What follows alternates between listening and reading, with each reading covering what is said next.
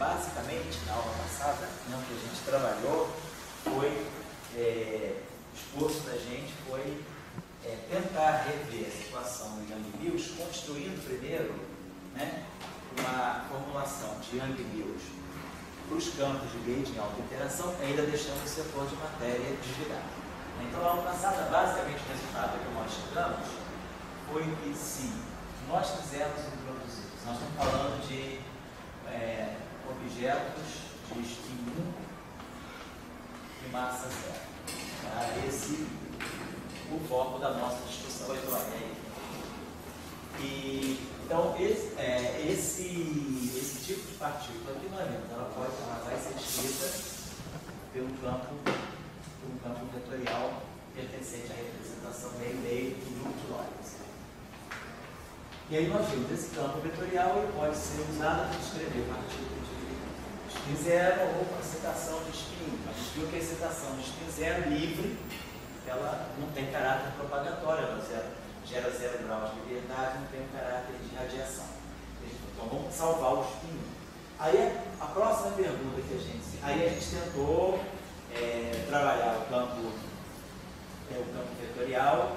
Vimos que se nós partíssemos, estou só fazendo uma recapitulação rápida, né? Se nós quiséssemos então realmente descrever um spin 1 massivo, de massa nula, a gente punha essa equação dinâmica no sentido livre, e daí a gente automaticamente construía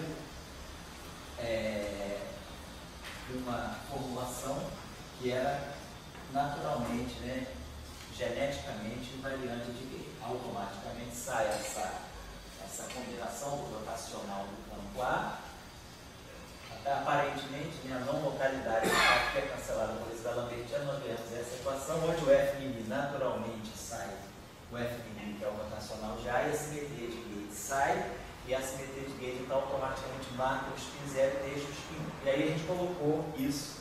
Então, essa simetria de gauge, a nossa pergunta era como essa simetria de gauge se apresenta no setor de matéria. Então, nós incorporamos a matéria fermiônica, que é a matéria fundamental, fizemos o acoplamento mínimo, e nós vimos que essa simetria aqui, automaticamente no setor de matéria, ela se repercute sob a forma de uma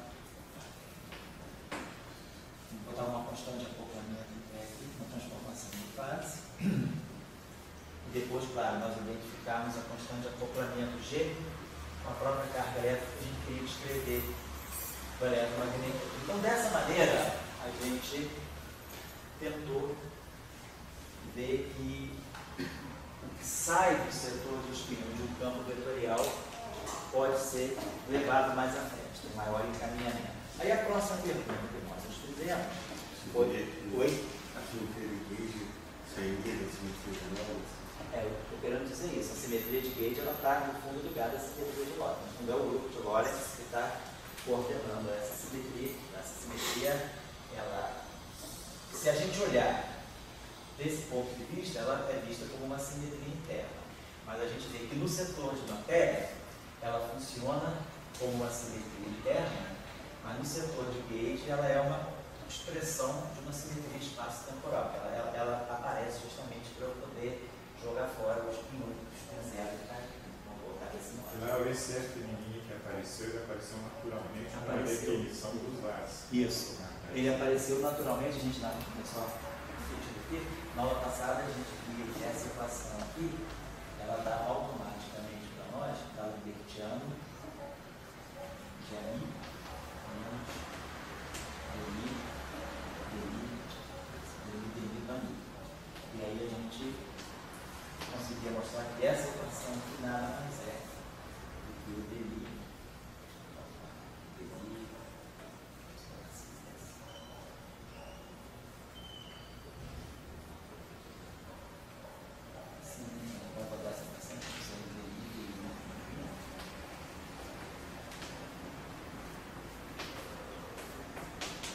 Esse é um ponto alto dessa maneira, de parecer ser de maneira inteiramente natural. Exatamente, nós não impomos nada, a gente só impõe isso, essa é a equação fundamental. eu lembro que eu estou na aula passada, você fez uma observação sobre a questão da identidade Bianchi, né?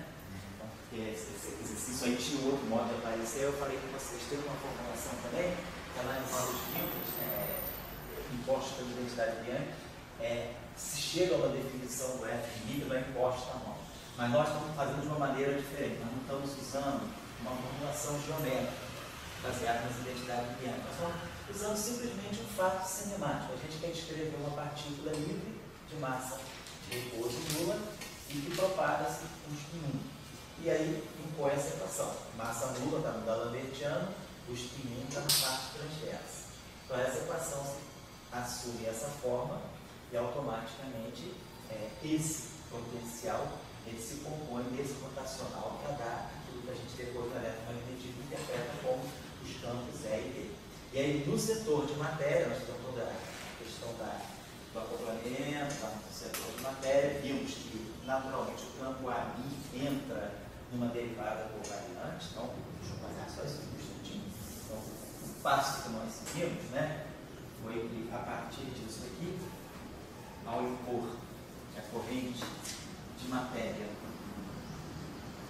se acopla minimamente nesse campo, né, nós impusemos essa interação entre a matéria e o campo de Gauge. Isso aqui nos dava automaticamente a matéria derivada saída diretamente covariante. E aí, por argumentação de invariância, nós vimos que esse campo aqui, então isso tudo aqui no final de tudo, me dava a transformação simultânea. Quando esse campo sofre a transformação de Gauge, a matéria também sofre essa transformação de Gauge. E, do ponto de vista da matéria, ela aparece como uma transformação interna, porque essa transformação aqui não vai eliminar nenhum grau de liberdade desse campo. Ao passo que essa mesma transformação elimina um grau de liberdade desse campo. Então foi essa construção que a gente fez para tentar ver que tudo aparece naturalmente. Aí o segundo ponto que eu coloquei foi, vamos agora... Pois não? Podia ter como é que foi a intuição para a Alexandre de MT? A intuição foi que, já que esse campo aqui é vetorial, um espaço de imposto, tem um setor de spin 0, um setor de spin 1, nós sabemos quem são os projetores. Então o projetor, se o spin 1 está contido na parte transversa desse campo, do projetor θ mini.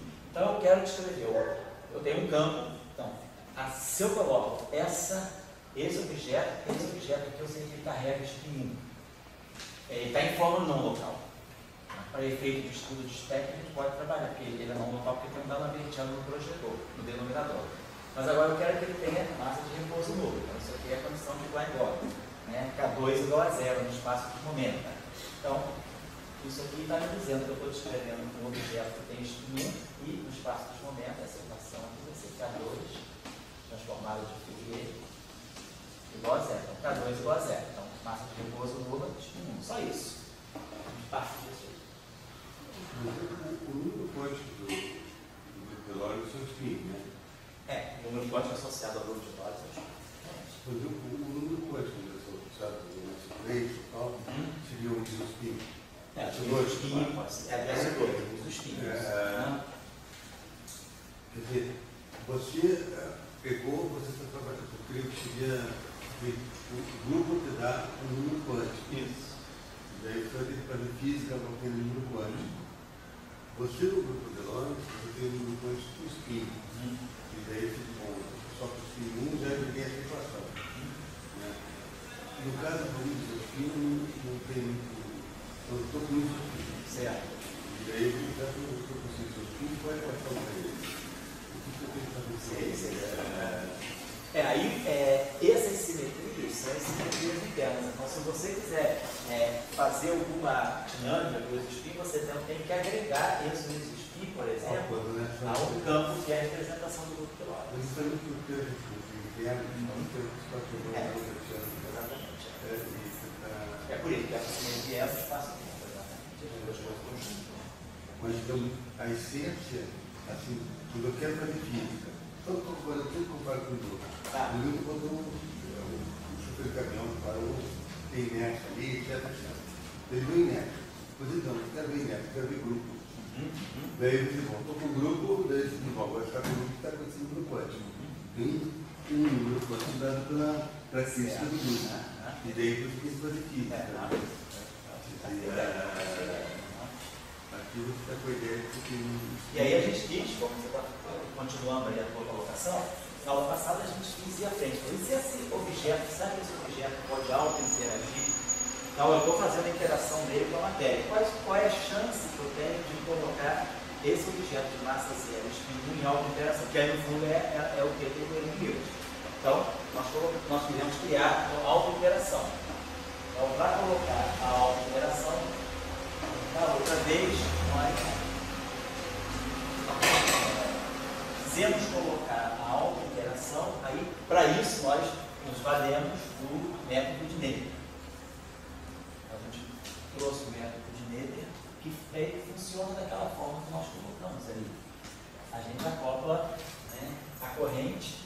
Aqui a gente fez o método de Napier, no fundo a gente acoplou a corrente de matéria ao campo amigo. Aqui a gente quis acoplar uma corrente, vamos colocar assim, do próprio ar ao ar. Foi isso que a gente fez da outra vez. E aí a gente viu quem era essa corrente. Aí a gente discutiu até pela questão que a senhora levantou, formalismo de primeira ordem, formalismo de segunda ordem, e o resultado a que nós chegamos da outra vez foi que, se nós quisermos introduzir auto-interação, e aí nós então entendemos que uma auto-interação num sentido, a auto-interação para nós, então, ela poderia ter tido algumas variantes. Por exemplo, eu poderia ter falado de auto-interação de campos abelianos. Nós não adotamos esse ponto de vista, nós adotamos uma auto-interação no sentido não abeliano. Então, nós pensamos que nós vamos introduzir uma família de campos, aí nós falamos, vamos introduzir uma família de campos, a gente até pode botar um minúsculo aqui para não confundir com outros sistemas múltiplos. Então, colocamos uma família de campos e dissemos que nós vamos querer introduzir uma simetria, uma transformação que tenha um caráter, né, tipo multiplate. Então, nós pensamos que seria a transformação associada a esses campos aqui, fazem parte de um n-plate, de um multiplate, de uma certa simetria, que pode ser um S1, um SON. E aí nós tínhamos feito a coisa desse modo aqui. Então, introduzimos uma simetria não abeliana global, essa que era a grande importância da discussão. A simetria é global e simplesmente não abeliana. E aí nós usávamos o recurso do método de Napier para gerar a corrente associada a essa simetria, que era uma simetria do Lagrangiano, que nós estávamos propondo em primeira ordem, a gente tinha algo do tipo F mini mais F mini ali menos DI ali. E aí usávamos a ideia da formulação de primeira ordem para gerar a corrente. O que nós observamos então foi que, se nós partimos de uma simetria local, ou uma simetria não abeliana global, mas queremos introduzir a auto-interação, o que a gente ganha no final de tudo, no produto, né? Nós então estamos introduzindo uma simetria global. E essa simetria global, ela vai ser junta, vamos juntar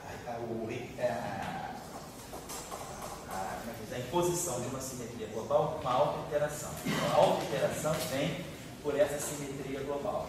E aí o que a gente mostrou no final de tudo é que o resultado...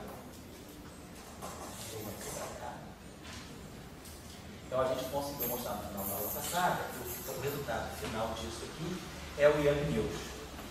Então, a reflexão que ficou para nós foi que no paper original lá do Yang-Mills, a ideia do Yang-Mills faz a simetria ficar local e impõe agora impõe a simetria. E isso é feito, né? Foi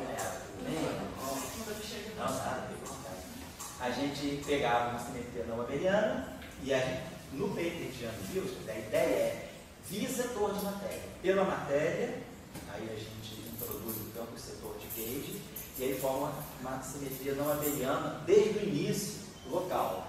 O que nós estamos colocando aqui é um dado à parte. Nós passamos por uma simetria global. Começamos com uma simetria global e impomos a auto-interação. Isso nos leva a Yang Mills. Então, o Yang Mills é sempre o final de uma linha. Ou a gente começa local, via simetria interna de matéria, chega a Yang Mills, ou eu esqueço que tem simetria local. Eu parto de uma simetria global e quero dizer qual é a maneira mais geral de eu introduzir auto-interação entre objetos de spin 1, mas sendo essa auto-interação ditada por uma simetria global não abeliana. Então, com isso, a gente acaba chegando a Yang Mills. A simetria que começou global e se mantém global até o final, então nós chegamos, deixa eu apagar isso aqui, então nós chegamos a isso aqui, sempre trabalhando dentro de uma visão de simetria global. A força do método de Metz, né, ela nos mostra isso. Então nós chegamos no final de tudo, né, a gente chegou ao FMI. Eu estou agora já pensando na forma de álgebra válida, né, FMI ali, nós chegamos a isso tudo. Na aula passada também ficou claro, em certo momento, que por que esses índices depois tinham que colidir. Esse índice está ligado à simetria, são geradores da simetria, é a ordem do grupo de Lie. Esse índice aqui é o índice da representação, mas aí, a gente, ao fazer a auto-interação, esse índice tem que colapsar nesse índice. Então, acabam que todos esses índices vão ter que ser da mesma categoria. Aqui em B e aqui em C. Aqui C também e aqui B. Então, a gente acaba vendo que, ao impor esse tipo de auto-interação, o campo de Gauge ele não está numa representação qualquer, ele tem que estar na representação adjunta do grupo de Gauge. Então, essa imposição aqui de auto-interação faz com que, num certo instante, para poder fazer justamente esse acoplamento, o índice dessa corrente, que naturalmente é o índice do grupo de Gauge, o teorema de Meder, a gente sabe que a corrente que está associada a uma simetria global, ela é L, dφ, delta φ, qualquer que seja o campo. Se esse delta φ aqui é, sei lá, um parâmetro ômega A, geradores de A e J, atuando em J, né? A gente tem isso aqui, isso é a expressão do teorema de Meder. Quem sobra aqui é o índice A, eu tiro o parâmetro, então a corrente ela me carrega o índice do gerador. Então, para poder acoplar esse cara com esse cara, nessa hora o método de Meder fala, não, para poder fazer o autoacoplamento via método de Meder, esse índice tem que estar junto a esse no lagrangiano tem que ser um escalar de Gauge global. Então esse índice obriga a ser esse. Então automaticamente o campo em auto-interação ele vai ter que carregar o mesmo índice que a simetria pede. Né? Esse aqui é um índice de representação, esse aqui é um índice de gerador. Quando esses dois índices colidem no software, ficam o mesmo, automaticamente o campo de Gauge já cai na representação de junto do grupo, certo? É isso que a gente chamou nessa aula passada. E aí, sabendo disso, claro, se o campo de Gauge ele carrega o índice do grupo, então automaticamente ele pode ser, ele está na representação de junto, então ele pode ser colocado de uma forma de álgebra válida. Então, é o que chegou para nós no resultado. E aqui a gente tinha no final disso tudo aqui o amino. Então nós chegamos a essa expressão aqui, chegamos. Pode falar. Pode falar. A minha questão é essa questão do longiliano e do índice. Sei. Para mim, em vez de ter um ami, esse I, ele acaba tendo que ter um índice interno do grupo. Ele podia ser um índice de diversidade. Sei. Do grupo 1, por exemplo. Sei. Certo? E você poder ter essa auto-interação. Você ter diferentes flavors dentro do mesmo 1. Tá certo? Sei. E você está buscando a auto-interação. Então, quer dizer, me parece que se você tivesse aquele I. Não interessa quem é aquele I, se é o flavor ou o seu. Tá certo. E ele aqui, no fundo, me permite ter o termo de familiar. Certo, mas aí a gente está perdendo um detalhe só. Acho que ele falou sobre isso da outra vez. É que nós estamos perdendo, nós estamos já divergindo, tá? Do teu ponto de vista, a gente já está tomando uma outra estrada. E a gente está ocupando essa transformação. Então, eu estou dizendo que existe uma simetria, eu vou querer impor uma simetria que faz com que esses, vamos dizer, que esses campos que você sabe, são que tem essa certa diversidade, né, eles têm uma simetria que os mistura. Da maneira que você está falando do caso abeliano, a tua simetria, ela vai atuar, mas você já parte de uma simetria local, desde o início. Você diz, eu posso ter um campo AMI, se eu estou diminuindo, a tua simetria ele vai te dar esse AMI aqui, mais, vamos dizer assim, um DMI, você tem um certo parâmetro,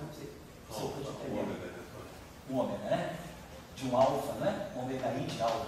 Um ômega, não um alfa, só para ter um alfa. Alfa I. Só para dizer, não precisa ser alfa I, não, alfa mesmo. Só porque entendi. Então você tem todos eles, mas você não está de nenhuma hora rodando eles entre si. Você pode ser quiser depois, se quiser botar uma N, eu sei ele com eu estou querendo assim, só para a pessoa entender, eu estou dizendo o seguinte, olha, a física, ela gosta muito de falar de coisas excelsas, só certas coisas excelsas que ela fala. Outro cara não, eu sou um cara que gosta de diversidade, tudo que tem diversidade eu coloco. Então esse índice I é um índice que está dando diversidade para o mesmo parâmetro alfa. Está distinguindo vários potenciais, mas o mesmo parâmetro alfa. O parâmetro alfa está sendo um gerador de diversidade. Sim. E não apenas de coisas excelsas. Isso é um outro ponto de vista. Tá certo. Então você tem física por aí. Eu só estou dizendo, daí você pegou um AMI também. E esse AMI vai poder te dar também essa coisa da alta interação do sistema. Só isso. Não estou discutindo ainda a unidade já, ele poderia ter um parênteses, se tivesse mais por ele, ele. Tá legal. Então, tem outros caminhos, sem dúvida. A questão é saber se você agora impõe uma outra forma de gerar auto-interação entre objetos de estudo comum sem a presença dessa estrutura não abeliana. É isso que você está dizendo. Você consegue fazer isso sempre mantendo o caráter abeliano dos campos, né? É uma outra discussão, é uma outra estrada, sim. Eu só estou querendo mostrar para vocês que o que está por trás de N-News. Tá? Se você pode tentar retratar o amor. Sei. O amor não precisa do cara ter uma auto-interação. A interação não abeliana, ela é muito sectária, ela é muito simples, a auto-interação abeliana. Então, no mundo da física, se ele quiser retratar o amor, muitos outros tipos de auto-interação seriam bem-vindas. Eu concordo contigo. Eu só estou querendo justamente dizer para vocês que contar uma outra história de como a gente pode formar N-News. O que é fundamental para o N-News? O N-News fundamental é a simetria ficar local que você descobre N-News, ou o que é mais fundamental por trás do N-News é uma possibilidade de você introduzir auto-interação de spin. Tem outros, né, ingredientes que vêm depois, outros encaminhamentos que isso toma. Por exemplo, eu vou introduzir auto-interação de spin 1 dessa forma. A pergunta é, essa auto-interação vai me gerar algum tipo de inconsistência? É uma questão que fica no ar. Essa auto-interação vai me deixar todos esses campos sem massa. Será que esse encaminhamento dado por Yang-Mills tem chance de trazer a massa e gerar, por exemplo, bósons vetoriais no círculo? Então, a gente está se colocando numa situação próxima do que aconteceu em 1954. A gente ainda não sabe o futuro que isso aqui pode ter. Depois, claro, a gente vai ver, esse modo de colocar uma interação é compatível com alguns princípios fundamentais da teoria quântica de campos, como a normalizabilidade, por exemplo, unitariedade. Esse princípio também é compatível com a questão da geração de massa. Então, a gente está lançando de uma maneira. E aí a gente depois tem que ver se essa maneira ela tem futuro. Pode ser que a coisa seja muito legal, assim, eu chegue a essa estrutura, mas aí eu começo a ver, eu tenho problemas sérios de consistência interna. Como aqui também. Aqui, se a gente está produzindo uma outra maneira de gerar spins 1 não interação, eu tenho que ver também se ele vai satisfazer os mesmos testes que o Yang-Mills vai passar. Agora, a gente tem outras questões também para se colocar, que é dada uma interação, dada a interação acromodinâmica, dada a interação forte, não vamos chamar de QCD, que já está muito, já dada a resposta. Vamos pensar, se eu tenho uma interação, eu consigo ver pela fenomenologia dessa interação se eu tenho uma simetria abeliana ou se eu tenho uma simetria não abeliana. Então, o que é importante também é, ao decidir introduzir uma autointeração não abeliana, o que a gente está também pensando é que, de alguma forma, isso aqui não é um mero exercício matemático, de teoria de grupo. Eu vou dizer, eu tenho um multiplete que faz uma transformação, e esses campos se transformam entre si, eu quero impor essa simetria, eu ganho aquilo que está lá, eu ganho ele mesmo. Não, antes disso eu poderia pensar, tem algum ingrediente ou algum subsídio físico que eu dizer, não, eu quero colocar x1, mas dentro de uma formulação não abeliana. Por que a formulação não abeliana? O que pode me justificar eu fazer com que haja uma transformação entre esses em que essa transformação seja uma simetria? Então, tem uma estrutura não abeliana. Então, se eu estou estudando um certo fenômeno, eu posso reproduzir a fenomenologia desse fenômeno usando uma, vamos dizer, uma versão não abeliana, ou eu também posso reproduzir a mesma fenomenologia usando uma versão abeliana. Eu acho que essa é uma questão que tem que ser respondida também. Então, nós aqui adotamos essa formulação não abeliana, porque, vamos dizer, a gente já tem em mente que a gente está querendo discutir algum tipo de interação que apresente indícios de uma simetria não abeliana, como, por exemplo, era o caso, na década de 50, das interações fortes e já das interações fracas também. Já havia um indício de que havia uma estrutura não abeliana, deveria haver uma estrutura não abeliana por trás das interações fracas. Então, a gente também já está assim, guiado um pouco por isso, mas a pergunta é, mas eu não quero, eu não estou interessado de botar uma simetria não abeliana. Eu consigo reproduzir a fenomenologia fazendo tudo abeliano? É uma questão. Eu acho que a gente está só adotando já um ponto de vista aqui, que a gente já tem em mente, que a gente realmente quer construir uma versão não abeliana baseada em algum indício de simetria. Quando em caso das interações fracas, havia já uma álgebra de corrente, já havia, sabia que as interações fracas elas eram mediadas por correntes carregadas, por correntes neutras, então já havia a ideia de um multiplete de correntes, as correntes não estavam isoladas. Então, se há um multiplete de correntes, as correntes interagem com os campos de Gauge, deve haver também um multiplete de campos de Gauge. E aí, isso aqui implementa muito bem a ideia de um multiplete. Vou colocar dessa forma. Então, é aí uma questão de estrada. Para onde eu vou? Eu vou por aqui, eu vou por aqui, eu vou por aqui. Então, tem mais de uma estrada. Se eu estou pegando a estrada de Anvil, a gente está só no fundo fazendo o seguinte, desconstruindo o que é de Anvil. Tirando aquelas ideias e dizendo, tem uma outra maneira de eu chegar. Então, o que parece que Young Mills aponta é que no paper de 54, mesmo que não fosse esse o propósito deles, eles conseguem mostrar que eles chegam a uma teoria de alta interação para o estudo sem impor isso de partido. Eles não impõem que eles querem uma alta interação do estudo. O que eles querem, no fundo, é impor uma simetria que era global ou ficar local. Quando essa simetria fica local, mas sempre baseada no setor de matéria. Se você olhar o paper 54 ele está calcado lá no SU2, no dublete de matéria. Então, tudo é vamos dizer assim, o leading flow é do dublete de matéria. O campo de Young-Mills ele vai chegando pelas beiradas, ele vai se adaptando ao setor de matéria, que a gente está fazendo o contrário. O ator principal para nós é o campo de Young-Mills. A matéria, ela que vai entrar depois de, vamos dizer assim, de coadjuvante. A matéria para nós é um mero esse papel secundário. E aí a gente mostra que alta interação com simetria global é equivalente a uma simetria local. Aí quando a gente ganha essa estrutura aqui, com essa equação de campo aqui,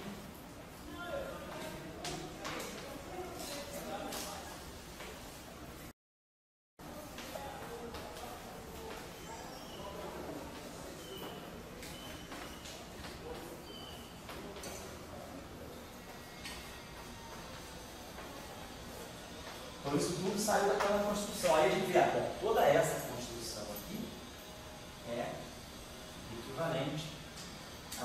Tudo isso aqui é invariante sobre essa transformação aqui.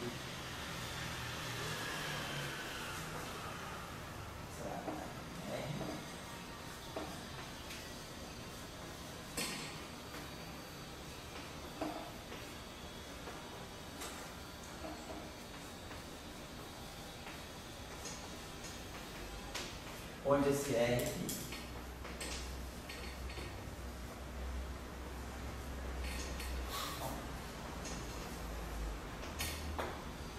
Então, se essa transformação aqui não estava nem presente. A transformação que eu tinha era essa, sem o DI ômega. Tem isso aqui, o DI ômega. Tem isso aqui. Aqui a simetria realmente é global. Depois de tudo construído, eu observo que, na verdade, essa construção ela tem uma simetria mais ampla por trás ainda que. E se eu jogar esse termo aqui, porque, na verdade, até esse ponto, isso aqui, esse pedaço aqui é justamente aquele primeiro pedaço aqui, em forma finita, isso aqui é em forma infinitesimal, em forma finita, isso aqui é o R na minha, R menos 1. Eu não tenho nenhum pedaço não local, pedaço local. Eu não tenho nem isso, só tenho isso. Depois, está tudo confeccionado, a gente observa que, na verdade, a simetria, ela pode ser estendida pela inclusão desse termo. E a gente observa, então, tudo isso que foi gerado sendo global é também invariante local. Então, o que a gente está mostrando é que a auto-interação combinada com a simetria global, no final do processo todo, é equivalente a uma simetria global. É como se fosse o que a gente chama de uma simetria dinâmica. A simetria passou de global a local do momento que eu introduzi a dinâmica, do momento que eu introduzi a interação. Essa é a história. Então, a gente tem que pensar o que tem por trás disso. Por que uma simetria global pode ficar local? Será que tem alguma coisa mágica? O que o grupo de Lorentz, onde é que o grupo de Lorentz está manipulando isso aí? Então, são coisas que a gente tem que parar para pensar e olhar outros casos. Aí pergunta, tudo bem, isso vale para o spin 1. E como é que fica a situação, por exemplo, do spin 3 meios? E como é que fica a situação do spin 2? Que são os próximos spins. Vamos elaborar, hoje eu não vou fazer o spin 3 meios ainda não. Mas a gente vai elaborar um pouco mais disso. Mas a questão se coloca da mesma forma. Então, se nós pensarmos na cadeia do grupo de Lorentz, né, das representações, a próxima, meio-meio. Depois nós temos essa representação aqui. Um meio, mais meio, né? Essa representação aqui é justamente a representação onde eu tenho um campo que tem natureza espinorial vetorial. Então, esse campo aqui, segundo essa representação, ele vai poder carregar. Isso aqui tem spin 0, ele vai poder carregar spin meio e vai poder carregar spin 3 meio. Então, a pergunta é, por que eu posso tirar esse campo aqui, esse campo que chama de campo de raiz Júnior, né? Então, a pergunta é, o que eu posso tirar do campo de raiz Júnior? Posso eu descrever uma física do spin meio? Então, será que eu posso reproduzir a física do elétron com esse campo? Eu tenho spin meio. Então, eu vou dar um jeito, vou fazer a mesma coisa, vou projetar esse cara aqui no setor longitudinal, mantendo o índice espinorial. Então, você vai ficar spin 0 no meio, da meio. Ou então, eu vou pegar a parte transversa dele. A parte é como se eu estivesse fazendo isso. Eu vou pegar o si longitudinal, CR aqui, não pode fazer left, longitudinal e alfa. Então, esse cara aqui tem spin meio. E vou pegar o si transversal e alfa. Então, esse cara aqui vai ter o spin 3 meio. Como a gente fez no caso de Yang-Mills, se eu fizer campo amigo, se eu quiser tentar tirar uma física, uma dinâmica para isso aqui, vou tirar uma dinâmica para isso aqui. Então, será que aqui eu consigo reproduzir a física do elétron? Tem um spin meio dentro desse campo. Então, será que da mesma forma que da outra vez nós pensamos, se nós pegarmos a divergência do campo amigo, que se comporta como um escalar, o que esse campo descreve? Então, não descreve nada. Né? Nível livre, ele não descreve nada. Aí a gente pensou, e se eu pegasse agora esse campo? Eu posso pegar isso aqui, a divergência de psi alfa. Então isso aqui projeta no setor de spin 0 e mantém o spin meio. Então esse objeto aqui tem spin meio. Então a pergunta é, será que eu posso identificar esse campo aqui com um campo, eu posso chamar de psi alfa? Isso aqui pode fazer o papel de um campo de Dirac? Então será que eu posso reproduzir a equação de Dirac a partir de um campo de Rayleigh-Schwinger? E aí a pergunta que eu vou falar, eu só motivando, se viu que não, tem esse problema. Se eu quiser reproduzir o elétron como sendo a parte longitudinal de um campo de raiz linear, esse campo tem que ser carregado, esse campo é carregado, esse campo aqui são os quilômetros de ar, esse aqui são os quilômetros de ar. Quando eu coloco a interação eletromagnética, então, já que isso aqui pode representar o elétron, isso aqui pode interagir com o campo eletromagnético, para poder reproduzir a interação eletromagnética do elétron. O que a gente observa é que a interação eletromagnética viola a causalidade. Então, a gente tem quebra de causalidade, a gente tem propagação de sinais com velocidade maior com teta luz, então a gente quebra, mesmo classicamente, essa interação, esse campo que não serve para descrever o elétron. Não serve para descrever uma partícula de spin meio carregado, nem uma partícula de Majorana. Mesmo que esse cara que fosse Majorana, eu ia ter inconsistências de localidade. Então, a questão que me parece, que sobra para nós, é que desse campo aqui, a gente só vai salvar a parte de spin 3 meses. Então, esse campo aqui, ele carrega isso aqui como um grau de liberdade espúrio.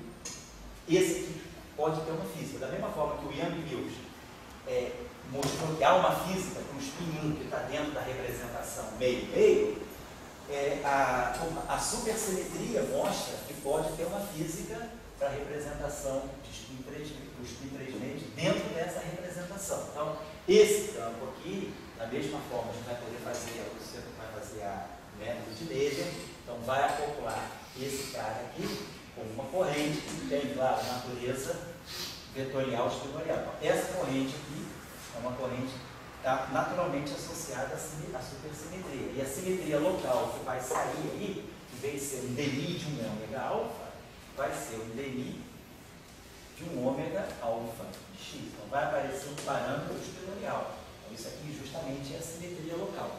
Então essa representação do grupo de Lorentz, ela pode ter física aqui. Mas a física que vai estar aqui vai estar controlada por uma simetria estendida do espaço-tempo, que é a supersimetria. Então, e aí depois a gente pergunta, qual é o próximo spin que pode ter? Qual é o próximo spin que pode ter importância? É a representação 1-1. Então essa representação 1-1 aqui, né? Ela vai conter certamente um campo simétrico de rank 2. E aí a pergunta é, será que eu posso também introduzir? Então, aqui, claro, aqui dentro tem mais spins, tem spin 0, tem spin 1 e tem spin 2. Então a pergunta é, eu posso tirar física para o spin 0 que está aqui? Posso tirar física para o spin 1 que está aqui ou para o spin 2 que está aqui? A gente mostra a mesma coisa, o spin 0 não tem jeito, o spin 1 não tem jeito, só sobra o spin 2. Aí, o que é interessante a gente observar é que nas representações do grupo de Lorentz, a gente sempre pode dar uma física para o spin mais alto. Os spins mais baixos, eles são sempre congelados. Então esses caras aqui acabam não dando nada. E aí eu consigo salvar. E aí a pergunta é, eu posso fazer auto-interação para campo de spin 2? A gente vai, pode, e a gente ganha como resultado a versão lá da relatividade, a gente ganha com raiz de menos GR, se a gente colocar as auto-interações. Então esse que é o programa que nós estamos colocando. Nós estamos vendo que as representações do grupo de Lorentz carregam mais spins e se eu posso dar auto-interação com esses spins mais altos. Então a pergunta, a gente vai ter que refazer esse programa de Leber para o spin 2, que aí a gente ganha no final do tudo o lagrangiano, né? A interação vai ser raiz de menos de essa escala que eu estou colocando, mas sempre dentro dessa visão não abeliana. O não abeliano aqui vai estar associado a um grupo também, mas que vai ser o grupo de Lorentz. É esse que eu estou chamando a atenção, pode falar. Deixa eu te pagar. Eu sigo levando o ponto disso, né? De diversidade de campos do spin. Diversidade de campos do spin. Então, o spin pode ter uma diversidade de campos. Daí o que eu pergunto é o seguinte, essa forma aqui do Mills, se eu fizesse aquela forma lá de cima. Essa aqui. Certo. Isso aí é a primeira intenção dessa forma. Depois eu vou pegar esses campos, o I quer dizer diversidade de campos, o I do spin, eu vou fazer uma rotação isso aí. Então eu poderia incluir mais uma forma de rotação. Eu não podia daí ter uma forma, você bota ela ali, igual um R ali, um R é só ele, né? J,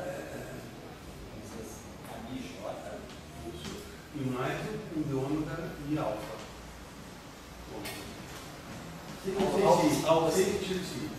Tá todos iguais. Então isso aqui está certo. Esse alfa aqui está. Então você vai jogar algo que é não abeliano aqui, mas vai manter esse. Esse cara não segue. Eu teria uma forma de diversidade, para o espírito, semelhante àquela do mundo meu. Só que aí eu acho que sim, acho que pode ser possível. Só que você terminaria com o seguinte: você estaria me dizendo, aqui a gente está terminando, vamos dizer, uma simetria do local não abeliano. Aqui você vai estar terminando, digamos, poderia ser um SOM global vezes um local. Você tem um local e uma simetria global. Isso você está fazendo aqui. Ali não. Ali a gente não tem isso e tem essa simetria completamente local. Isso é o que você está fazendo. O que nós fizemos foi isso aqui. Que aqui está amarrando essa simetria, está amarrada com essa. O parâmetro que está aqui dentro é o mesmo que está aqui, é o mesmo R, é o mesmo ômega. Aqui não, você está dizendo, eu vou jogar parâmetros de uma simetria global SOM, parâmetros ômega A. Eu joguei um alfa, mas é global, né? E aqui o meu é local. Então você tem duas simetrias no jogo, é diferente. Mas o Neta, vou chamar assim, ele sente como uma só, né? O Neta, sim. O Neta são as duas. Né? Só que você, com isso aqui, isso aqui não te permite usar o procedimento de Neta. Porque você, no procedimento de Neta, você lembra que você, ao jogar a corrente que vem da simetria global e interagir com A, você está fazendo tudo. Aquele termo, ele não quebra a simetria global. Agora, esse termo teu aqui, ele não quebraria a simetria global, mas quebraria a simetria local. Quebraria a simetria local. Então, o método de Neder, ele não pode ser usado nesse caso. Você tem que procurar um outro modo, mas não o método de Neder não funcionaria por causa da presença desse termo. Então, observe que aqui, o método de Neder funciona, e é só isso. Teoria de grupo mesmo, simetria. Olha, você calculou a corrente de cara que se chama de de delta phi, etc. É claro que você vai estar com dois termos, o alfa mesmo, né? Só que um alfa é alfa de x e outro é alfa de alfa. A questão é a seguinte, o teorema de Neder, se você, desde o início, colocar uma simetria local, ele vai para um caminho diferente do teorema de Neder, se você desde o início só colocar uma simetria local. Então, o teorema de Neder, na versão local, ele te dá mais vínculo. Desculpa, eu vou estar falando isso para poder responder, mas vocês, por favor, interagem. Eu estou dizendo o seguinte: quando a gente pega essa corrente de Neder, a gente fala assim, J-μ. Então a gente está falando DL, se precisar não vai ser DL, para qualquer campo φ, delta φ. Beleza. A gente está dizendo, a simetria da ação do lagrangiano vai estar aqui. Isso aqui é o meu delta L. Se o meu delta L é zero, dmi JI é zero. Tá? É isso que a gente está falando. Agora, esse delta φ aqui, ele é, por exemplo, um parâmetro, um conjunto de parâmetros. Se colocar certo gera, como se a gente colocar esse caminho aqui, certo geradores, J, Φj. E Φ está fazendo isso. Então, esse parâmetro aqui é o local global. Ele sai. Então, a minha corrente ela ganha essa estrutura aqui. O meu teorema de Neder, fuga, delete isso aqui. Se a simetria é local, esse ômega A não pode sair. Então, você, ao você impor delta L é zero, você vai ter dois tipos de contribuição. Você vai ter um delírio JI, mas você vai ter esse termo aqui também, dmi de ômega A, J. Então, você tem um termo que é em ômega e um termo que é derivado em ômega. Então, isso aqui vai te dizer uma coisa, isso aqui vai te dizer outra, já que isso tem que ser zero, e isso independente disso. Então, vou apagar aqui só, se você começa com um DI alto, imagina que você queira dizer o seguinte: eu tenho só um campo ali, tenho uma família de campos ali, e a simetria que eu tenho, vamos esquecer aí o setor não abeliano. é delta de ANI igual a DNI. Se você tem isso aí, você vai dizer o seguinte: DL D DNI do ANI vezes delta ANI. Isso é o meu teorema de dentro. Essa aqui é a correntinha, que vai ser, é o JMI que vai ser conservado. Mas isso aqui para você agora é DNI de ômega. Então você vai ter que isso aqui é zero para você. Quando você fizer isso aqui igual a zero, isso aqui, você vai ter dois tipos de termo. Você vai gerar um termo que vai ser DNI, DL, DNI, DNI alfa, mais o outro termo que vai ser isso aqui.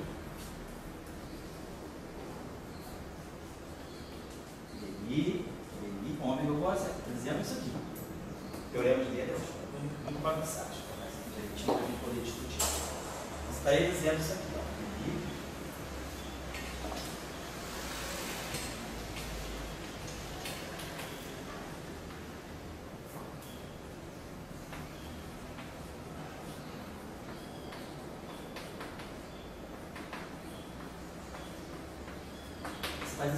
Aí você pode usar, por exemplo, você imagina que você está trabalhando sem cobol, sem derivadas superiores, DNI de DL, DNI, isso aqui é DL, DNI, para as equações de variáveis. Isso aqui é DL, ali. Então você tem isso igual a zero. Como esse parâmetro é genérico, isso aqui é independente disso, funcionalmente independente disso. Então, você teria que ter isso aqui é simétrico. Então, essa combinação simétrica igual a zero. Então, a primeira informação que você teria seria que DL, D, DMI, DNI, simétrica igual a zero. Então, esse termo aqui, naturalmente, ele sai antissimétrico. Então, isso aqui tem que ser alguma coisa antissimétrica. Eu vou chamar de FI. E aí, claro, se isso aqui é antissimétrico e meu Lagrangiano só depende de derivadas primeiras, não tem outra opção a não ser que isso aqui seja DNI, ANI. Então, pelo teorema de Gödel, vamos dizer, na forma local, você redescobre o FNI. E aí, você, agora, quem é esse cara? Esse cara aqui, você vai ter que... Isso aqui, então, para você, é o FNI. Então, você já sabe que você tem uma informação sobre isso. Isso aqui, se isso aqui é zero, está no caso abeliano, se isso aqui é zero, isso significa que isso aqui provavelmente seria corrente de Gauge, né? Nesse caso aqui eu não tenho alta interação. No caso abeliano, a gente teria que o fóton ele não interage consigo próprio. Desse termo aqui, a corrente associada a ele é zero.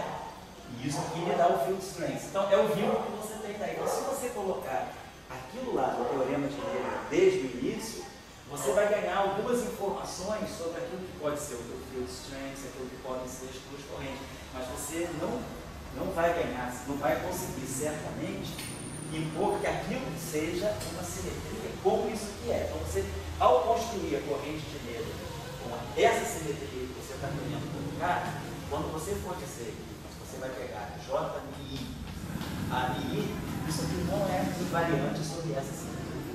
Então eu vou dizer para você. Então o método de Gödel ele fura aí para você.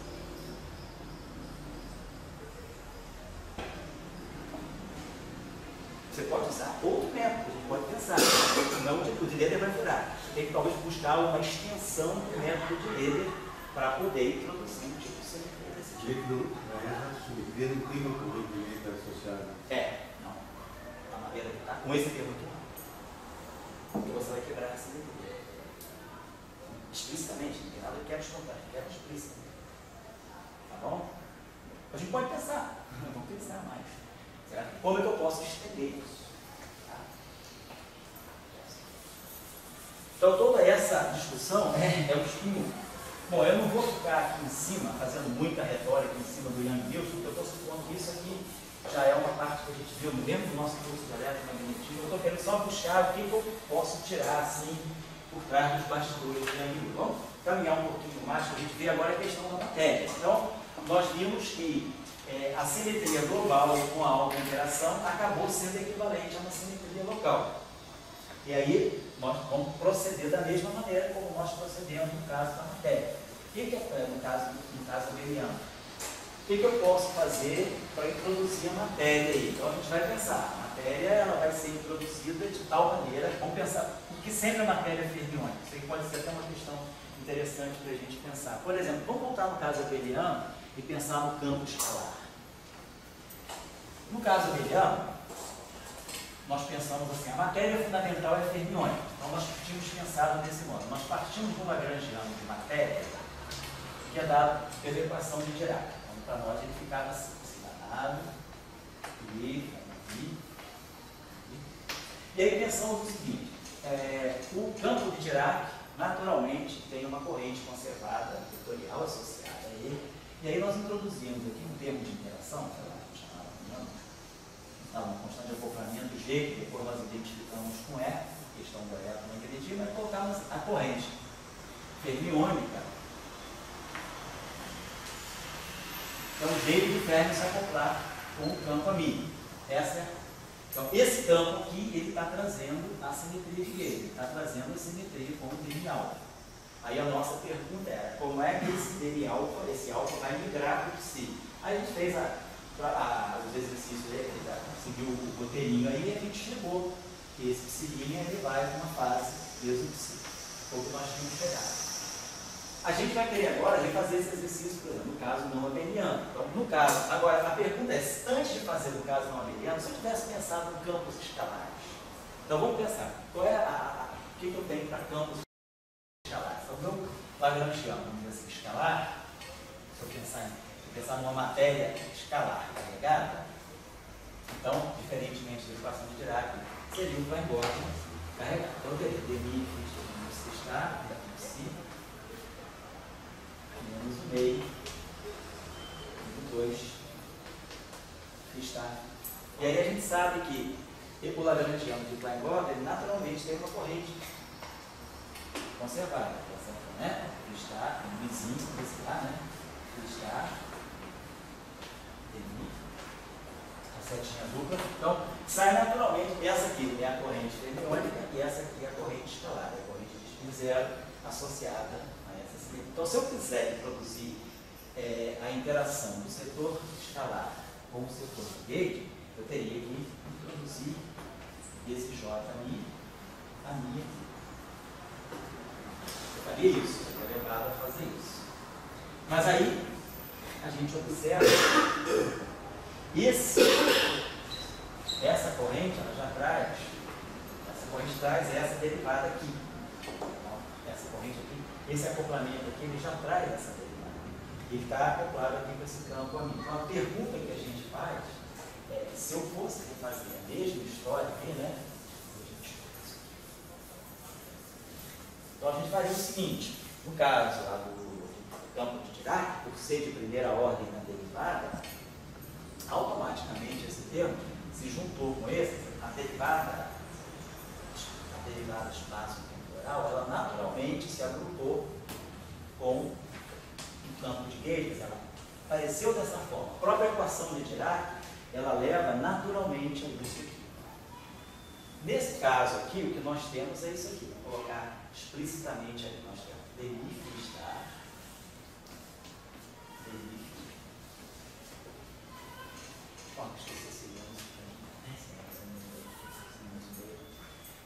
Esse tema aqui nem é tão importante, porque só vamos pegar o tema agora que tem esse acoplamento aqui. Então, vi está aqui.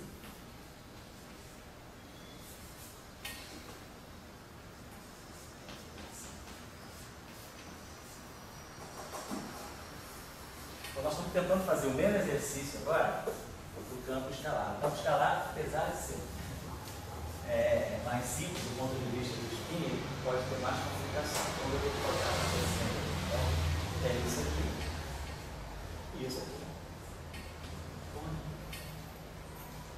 Então, agora, a gente pode pensar esse termo aqui, né? Posso fatorar, se quiser, esse termo aqui, eu teria algo do tipo dmi está. Aí vou ter dmi φ, e aí aqui poderia pensar assim. Dmi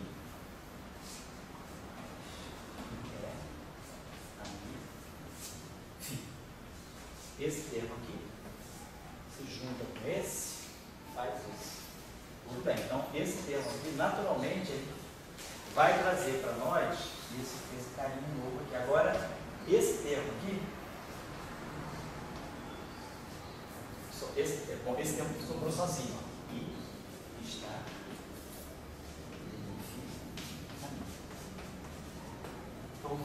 Então, se esse termo aqui apareceu aqui, essa derivada deveria estar aparecendo aqui.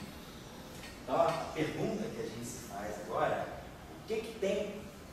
O campo escalar ele tem duas derivadas, ele de ordem segunda, são duas derivadas atuais, campo de Dirac é uma só. Então, a questão, na hora de fazer, se eu dizer, eu quero acoplar esse campo com essa corrente, a pergunta que está em jogo é, ok, isso aqui é lícito? Eu vou acoplar essa corrente diretamente com aquele campo, ou eu tenho que fazer algo? O campo escalar pede alguma coisa extra que o campo fermiônico não pede. Então, eu vou deixar isso aqui como para vocês pensarem um pouquinho, e a gente eventualmente na próxima aula discute como é que eu refaria a estrada, né? Como é que o campo de matéria, claro que no final de tudo a gente sabe que o campo de matéria vai absorver a mesma fase do campo fermiônico, vou ter esse mesmo tipo de simetria. A transformação de Gauge do Ami vai chegar no escalar desse modo aqui também. Mas o caminho não é tão simples quanto no caso fermiônico. Porque o campo fermiônico realmente é o campo mais fundamental. O campo escalar, ele, apesar de ser em zero, ser a representação mais trivial do grupo de Lorentz, do ponto de vista das interações, ele não é o mais simples. A gente sabe que o campo escalar tem uma série de sutilezas. Uma QD feita só com o campo escalar carregado, ela não é renormalizável. Eu preciso introduzir uma interação extra, que não é uma interação de Gauge, para tornar o I renormalizável. Se eu quiser a QD escalar, né, a gente pegar o DI φ, menos M2 e está φ. Então, se eu pegar só a QD escalar, a gente sabe, tudo bem, constante de acoplamento sem dimensão, tudo ok, porque esse modelo aí não é renormalizável. Para isso ser renormalizável, eu preciso introduzir essa interação aqui, que não é uma interação de Gauge. Então, a QD escalar pura não é renormalizável, ela precisa do setor de matéria, da auto-interação da matéria. Agora sim, isso aí ficaria renormalizável, porque senão ela me gera contratermos desse tipo, que não estão presentes. Eu tenho que introduzir isso. Então, esse acoplamento aqui que sai é um acoplamento novo, fora, não carrega carga elétrica. Essa aqui é a discussão. Então, o campo escalar, ele acaba sendo mais complicado do que o campo fermiônico. Ele tem mais sutilezas. Então, essa sutileza vão aparecer aqui. Então, o exercício... Os seguidores do Gauge. Oi? Para os seguidores do Gauge, isso não é um sinal de introdução do sim, vamos dizer. Claro, é um argumento legal, é um argumento em favor, dizendo que realmente eu preciso de uma interação quântica do campo escalar, preciso de uma interação, a eletrodinâmica precisa ser subsidiada, né, por uma interação quântica escalar para poder tornar ela normalizada, claro, é uma coisa favorável. Então, esse acoplamento é importante. Então, com isso, dependendo desse parâmetro aqui, há uma quebra espontânea da simetria. Então, são dados, né? São coisas seja do campo escalar também. Agora, a questão que a gente se coloca... Os seguidores, eles têm que também começar a se abrir para existir quartos escalares. Isso. Porque o quarto escalar, pode ser escalar, claro. É uma história, né? Por que não? Só porque o novo, só muda o resto, né? Por que não? Sabe bem, né? Se você admite que a matéria, se você tem matéria escalar fundamental, então por que não quartos escalares fundamentais? Não, porque os seguidores eles vão assim depois. Algumas coisas são boas, o que é bom fico, é um ensaio. Então eu deixo esse exercício aqui para vocês pensarem um pouquinho. Como que se reconstrói a estrada que nós construímos na aula passada? Sobre os seguidores do espaço público. Do espaço público. Do espaço público ali é muito importante. Olha esse termo aqui, a curvatura, né, senhora? É importante. Então, pessoal, eu deixo esse exercício aí, que é um exercício que vai obrigar vocês a pensar em alguns aspectos, né? Por que o campo escalar não é tão simples assim? Bom, então agora vamos voltar então, para a discussão não abeliana, vamos no intervalo daqui a pouco, vamos voltar para a discussão não abeliana, mas sempre pensando nos setores fermiônicos. Né? Para nós vamos estar pensando que nós estamos construindo, então, partindo de uma grande gama de matéria, né, fermiônica, com essa simetria global também, psi barrado. Então, para nós, depois eu vou só especificar melhor aqui, depois que os índices estão escondidos aqui. Então, para nós, vamos dizer que se eu tiver esses campos aqui para nós, né, eles vão estar numa estrutura de multiplex. Então, eu estou colocando aqui os índices e dizendo que eu tenho um n-plate desses campos possíveis. E aí nós sabemos também que se eles estão no n-plate, então existe uma simetria. Vamos pegar aquela simetria global, ômega A, GA, IJ, CJ.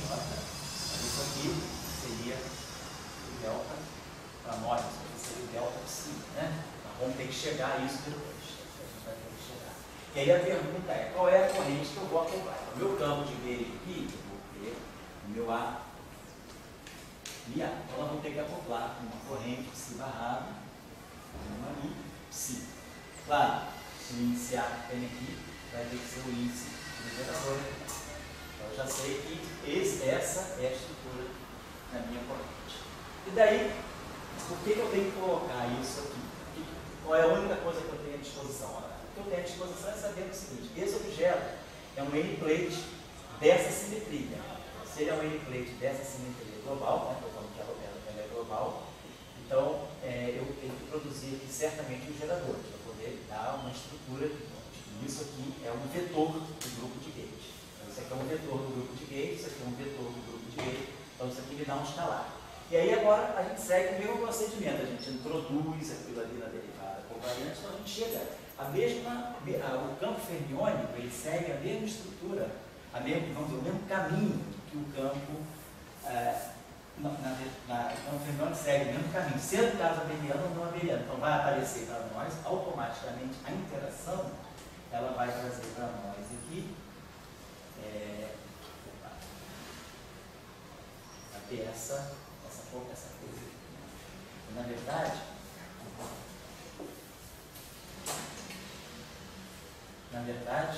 eu estou colocando os índices aqui, mas na verdade aqui tem um delta e J, né? Se fosse um delta e J, contraído o psi, e isso aqui tem um GA e J. E aí a gente segue o mesmo caminho. Então a gente coloca, e aí a gente vê que essa derivada tem que ter a mesma lei de transformação do psi. Então, dmi.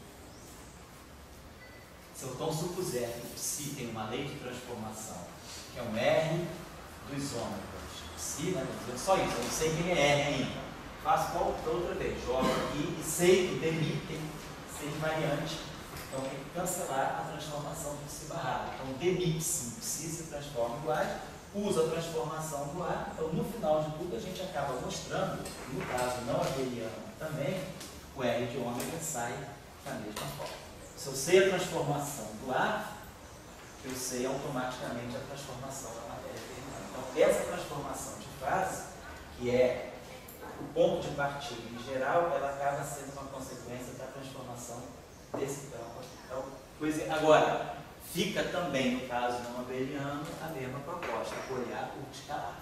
Se a gente, em vez de trabalhar com campos fermiônicos, né, numa representação, eu ia trabalhar com campos escalares num certo n-plate. A mesma história aqui. E quando a gente fizer o caso abeliano escalar, a gente vai estar entendendo também o caso não abeliano escalar.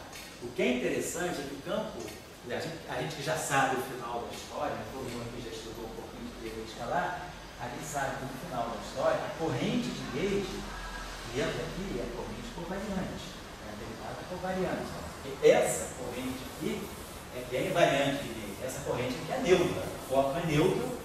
Então a corrente abeliana é neutra. A gente sabe que então, a corrente de matéria, ela naturalmente traz ali um campo de gauge. Então, a gente tem isso aqui.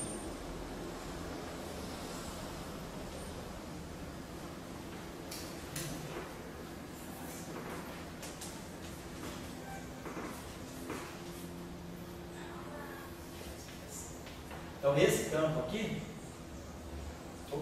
ele está dentro dessa corrente. Isso aqui é um objeto invariante de gauge. A gente pode até botar essa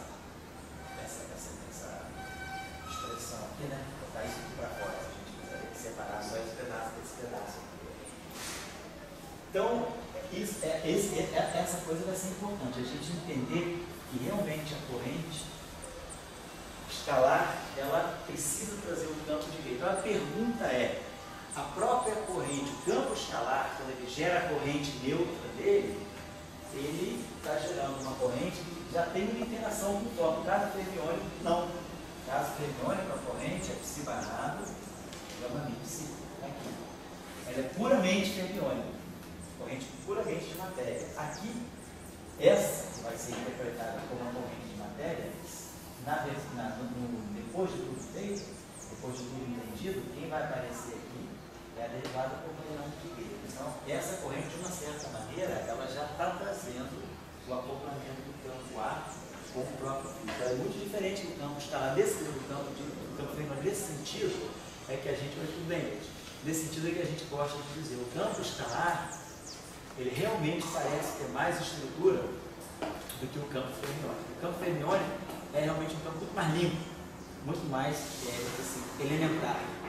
O campo escalar, ele já traz uma ideia de que tem alguma composição dentro dele. Então, isso que a gente tem que compreender um pouquinho. Seria bom se vocês tivessem um pequeno esforço, né, para poder entender o que está acontecendo no campo escalar e o que não está acontecendo no campo fermiônico. É interessante isso, né? Porque realmente eu não sei a resposta, se isso é um fato do espaço de Minkowski, ou se tem espaços onde a gente pode ter um campo, pegando de repente grupos mais exóticos, né, grupos com tipo antirrecíveis, ou grupos excepcionais, se pode acontecer, espaços-tempo, né, um pouco diferente, um grupo de simetria diferente, se pode acontecer no campo escalar e o campo fermiônico não terem essa diferença tão grande. Quer dizer, a matéria fermiônica acaba sendo a matéria mais fundamental. A gente entende de uma certa maneira por que isso pode acontecer, que a gente sabe que eu posso usar dois férmions para construir um escalar. Então, um escalar se comporta como dois férmions. Então, parece que o escalar tem uma estrutura realmente mais complexa. Então, nesse sentido, parece que o escalar pode trazer novidades em relação ao campo fermiônico. O campo fermiônico é um campo de primeira derivada, quer dizer, ele tem uns graus de liberdade mais puros. O momento dele, né? O momento do campo fermiônico não é equivalente à sua, não é a sua derivada, é ele próprio. Quando pega a equação gráfica, se vai aqui, gama 0, D0, psi, e tira os momentos, o momento é isso aqui, é oxidária. Então, esse campo, ele já carrega o próprio momento, ele já é o próprio momento. Então, ele tem uma estrutura mais simples, em termos de graus de liberdade.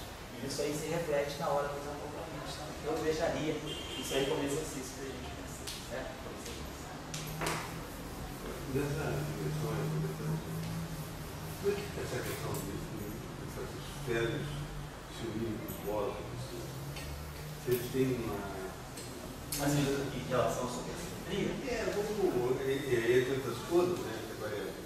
Mas eles têm assim, um é de um estilo, outro é de outro estilo. Eu pensaria só, quer dizer, a maneira mais física que eu penso de entender isso assim, como é que se o férmio tem um comportamento, vamos dizer assim, realmente, né, tão antagônico ao bóson, né, o férmio tem exclusão, o bóson condensa. Eles são sempre muito diferentes em muitas coisas. O que pode estar por trás que pode levar a uma simetria? Né? Eu pensaria, voltaria ao grupo de Lorentz de novo. Então, a pergunta que a gente se faz, olhando o grupo de Lorentz, seria a seguinte: dentro do grupo de Lorentz, se a gente olhar as equações, né, de campos visuais, dentro do grupo de Lorentz é muito natural que nós, por exemplo, tenhamos um escalar, bósons em 1 em massa nula. É natural, por exemplo, pensar no fóton. Então, o fóton satisfaz essa equação de campo aqui. Então, a gente viu que tem toda uma física que sai daqui. Então, esse aqui é o caso do fóton, em 1. Podemos também pensar no campo spin meio. Então eu tenho spin meio, está lambertiano, vou pegar o campo de. Está na forma na primeira ordem, né? A equação de Wagner, aí gama milha elipse igual a zero. Sigma elipse igual a zero. Então, isso aqui é a equação de Wagner, a equação do neutrino. Então aqui a gente sabe o seguinte, essa equação, ela me leva a um princípio, né, de rede. Essa equação aqui naturalmente me gera uma F no. Essa equação aqui não me gera uma F no. Então a gente sabe, essa equação aqui gera uma F no. E essa equação naturalmente traz uma simetria espaço-temporal, que é essa simetria. E aí a gente atribui a essa simetria aqui o fator de fóton ter massa nula. A gente fala, essa simetria aqui, ela sai como resultado dessa equação, ou então vice-versa, eu posso impor essa simetria no campo vetorial e ganho. Aí a gente parte do contrário do que a senhora gosta, né? O oposto impõe o F mini, você não gosta muito disso. Se a gente impõe o F mini e impõe essa equação, a gente está mostrando que essa equação aqui dá um fóton de massa nula consequência dessa simetria. Ou vice-versa. A gente impõe essa equação e ganha essa simetria. Mas essa simetria e o fato do fóton ter massa nula, elas transitam de uma para outra. Isso em 4 dimensões. Porque em 3 dimensões já não é a mesma coisa. Em 3 dimensões a gente tem Chern-Simons. Então a gente pode ter aquela simetria e tem fórmula de massa diferente de zero. Eu estou querendo chamar a atenção para vocês, nessa discussão que a gente está tendo nessas aulas, vai ter mais na frente, é sempre a importância do grupo espaço-tempo. O espaço-tempo é que está por trás de tudo, é ele que está mexendo as peças. Né? Então, por exemplo, em 3 dimensões, aquela simetria já não conflita com a massa. Em 4 dimensões conflita. Então, se a gente vai para um outro espaço, qualquer tipo de antidecível da vida, a gente começa a ver que a gente pode manipular as representações do grupo espaço-temporal para satisfazer certos requisitos que eu queira, ou não. As propriedades vão mudar. Agora, vamos manter em 4 dimensões. A pergunta é, o fato do campo fermiônico não ter massa nula, então tem um campo fermiônico de massa nula. Então, Salam introduziu a simetria quiral. Existe um argumento por trás disso. Então, a equação de Dirac, ela é invariante sobre transformações de polaridade no caso da massa cinzenta. Mas essa simetria é uma simetria que não está no espaço-tempo direto. Essa simetria quiral, ela está no espaço exteriorial. Então ela já está num espaço de representação de grupos. Mas ela não está no espaço-tempo que deu origem ao grupo. O espaço-tempo que deu origem ao grupo é o espaço de Minkowski. O grupo é o SO3. Esse campo aqui, essa simetria, está aqui no espaço de Minkowski. Por acaso, também é um espaço de representação de SO3, mas esse campo aqui não. Esse campo está nessa representação. Ele está fora do espaço de Minkowski. É um espaço de representação.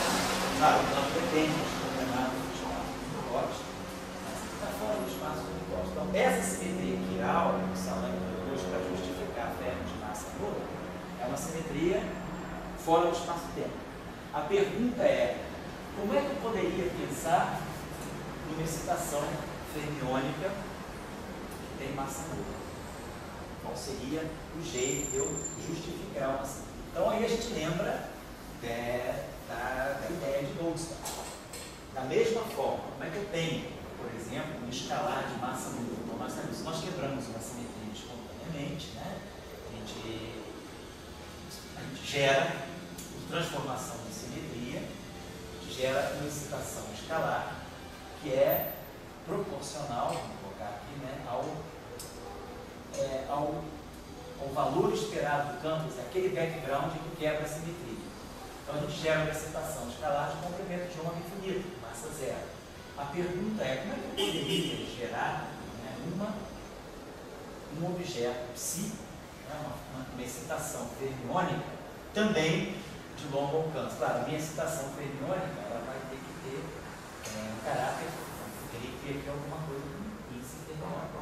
Então, como é que eu poderia gerar uma excitação fermiônica de massa nula? Então, eu pensaria, talvez esse férmio de massa nula, ele pudesse ser a resposta de um sistema a uma quebra de uma certa simetria.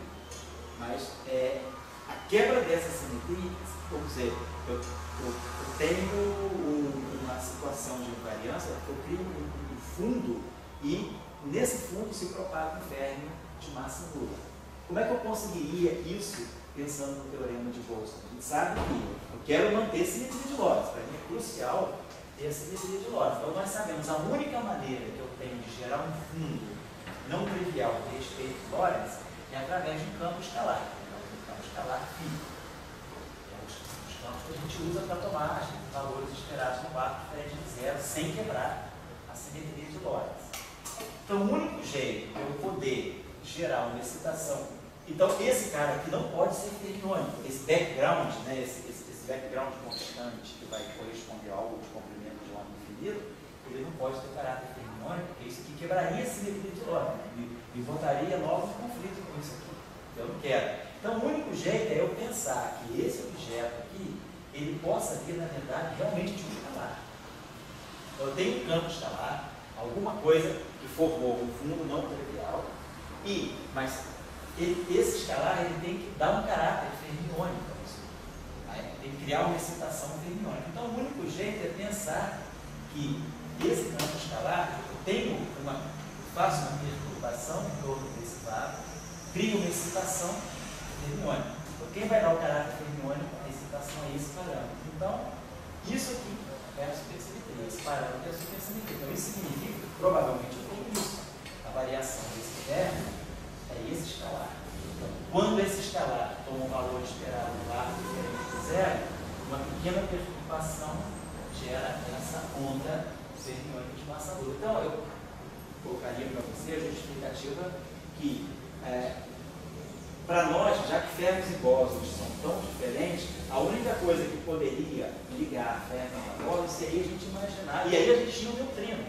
O neutrino, para muitos aspectos, o neutrino de baixas energias, é um objeto que é fermiônico de massa quase zero.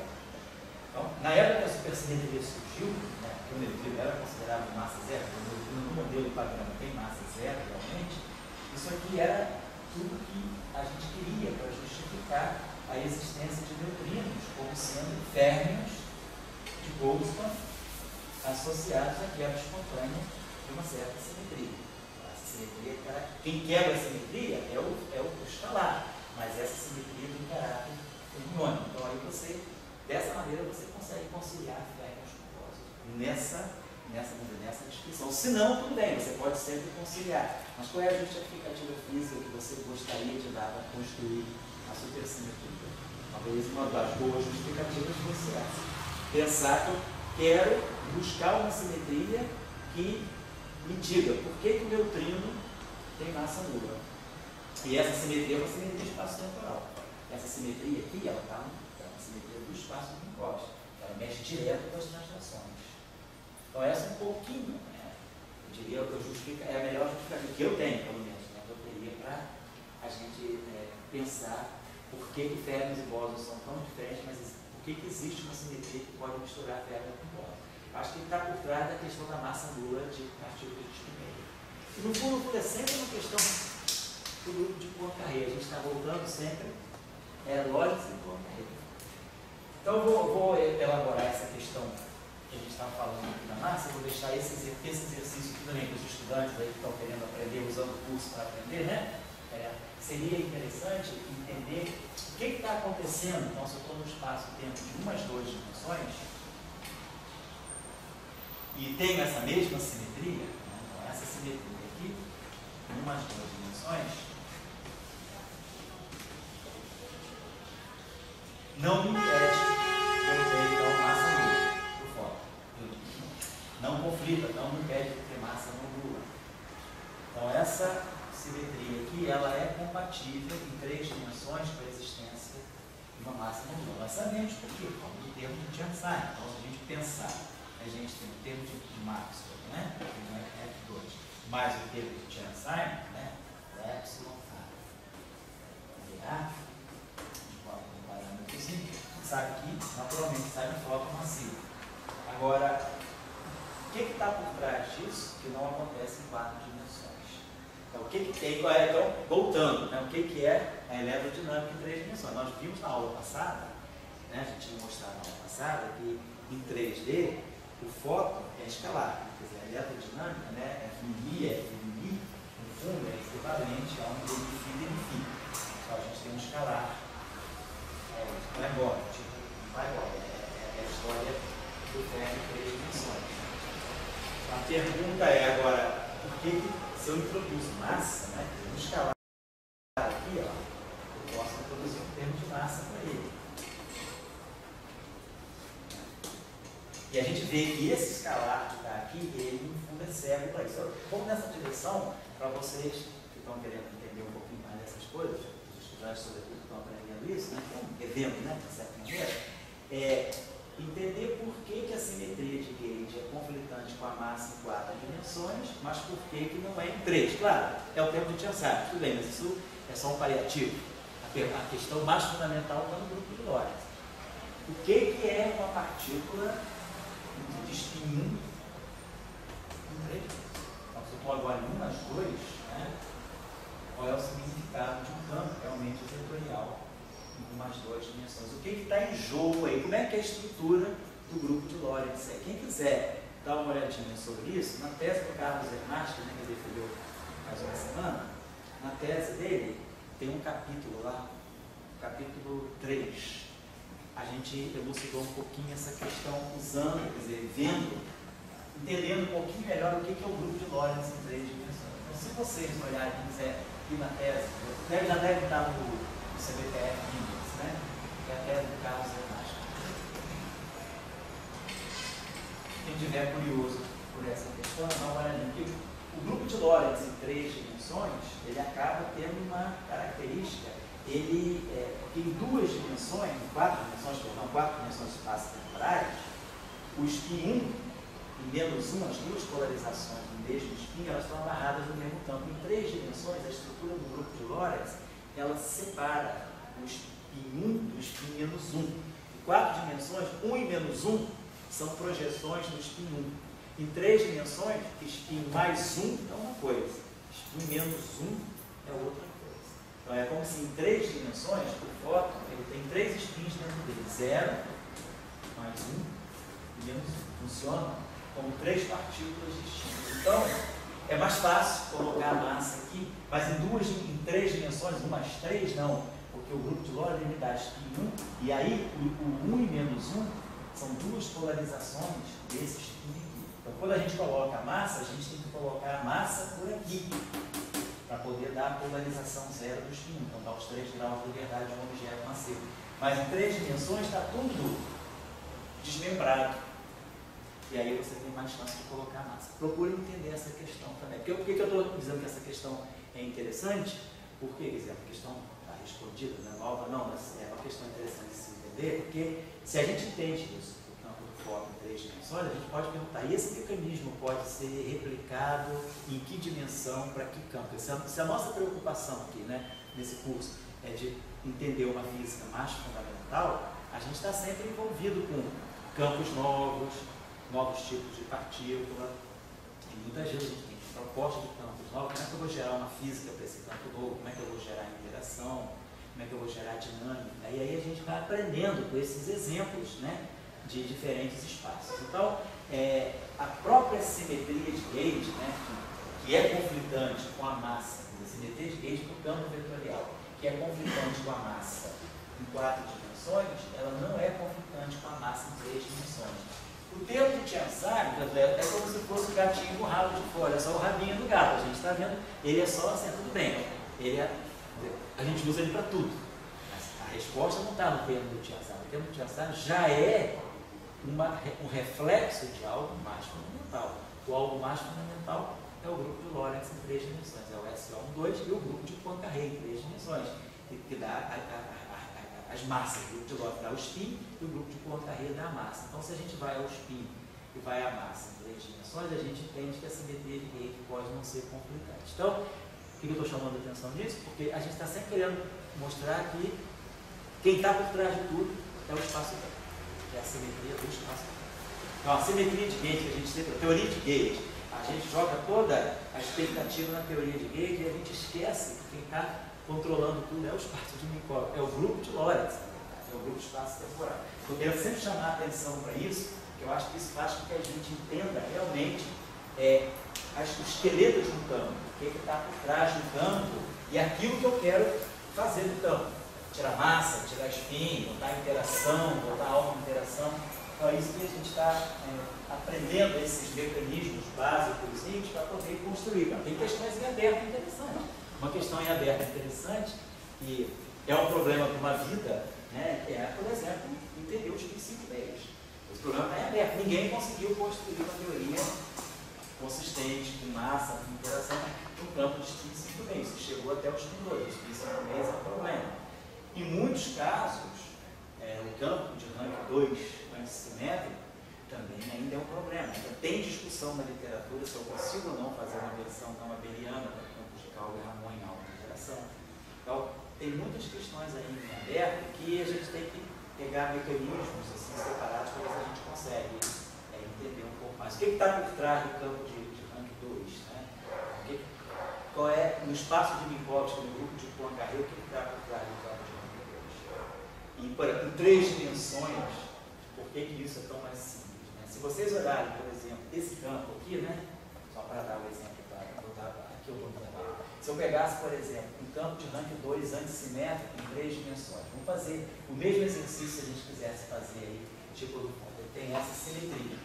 Então, esse campo aqui, ele está nessa representação do grupo de Lorentz. Sendo real, ele não está nenhuma nem noutra, ele está na soma direta delas números, né? Que é essa representação aqui é auto-dual e essa é anti-auto-dual. Mas a gente sabe que um campo de rank 2, em 4 dimensões minkowskiano, ele não pode ser nem auto-dual nem anti-auto-dual. Essa condição aqui no espaço de Minkowski, ela dá sempre campo nulo. Se eu puser essa condição de autodualidade ou de anti-autodualidade em 4D. Em 4 dimensões euclidianas, não. Mas em 4 dimensões de Minkowski, isso dá problema. Então, a gente tem que introduzir uma outra... esse campo aqui, na verdade, tem que ser a composição. E esse campo aqui, se eu tenho esse campo autodual, ele está nessa representação. Se eu tenho esse campo anti-autodual, ele está nessa representação. Então, isso eu posso fazer, mas em 4 dimensões euclidianas, em Minkowski, isso só é possível se esse campo for complexo. Se esse campo for real, isso não é possível. Então, se eu quiser descrever um campo real de rank 2 antissimétrico, ele vai ter que estar uma parte aqui e outra parte aqui. Ele vai ter um pedaço autodual e um pedaço anti-autodual. Então, só para explicar. Então, aqui tem este 1. Nós já falamos desse campo em diferentes situações, né? Acho que até o Fred conhece bem esse campo, está trabalhando um pouco com essas coisas. Então, esse P1, esse P1. Então, sabe, a simetria de gauge que eu vou colocar aqui, eu quero fazer um exemplo de máximo, para poder... Se eu tenho um P1 para eliminar, eu tenho que ter uma simetria que carregue um parâmetro com P1. Então, como no caso escalar, a simetria dele alfa, porque alfa é um escalar. Então, aqui a gente pega essa simetria aqui e dá conta do recado. Muito bem. Então, esse campo aqui, ele tem um caráter em 4 dimensões. A gente vai lá, sabe o que ele consegue descrever. Se eu vou para 3 dimensões, esse campo tem um caráter completamente diferente.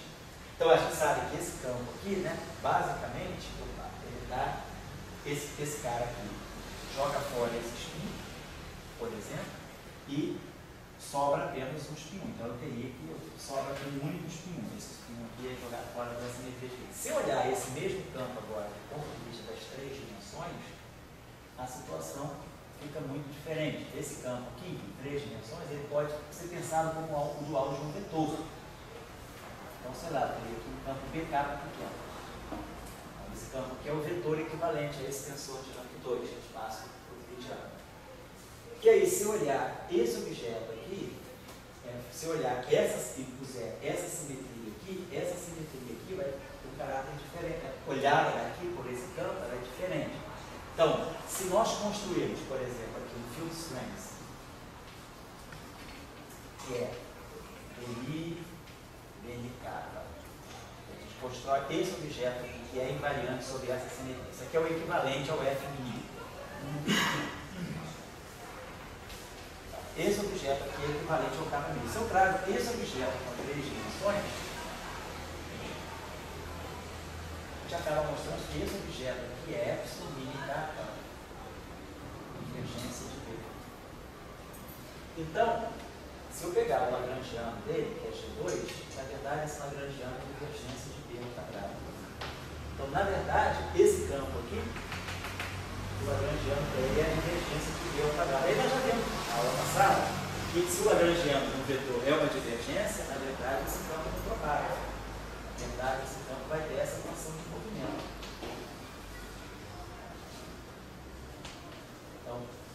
Então esse campo aqui, que aqui em 4 dimensões propaga, aqui em 3 dimensões ele não propaga.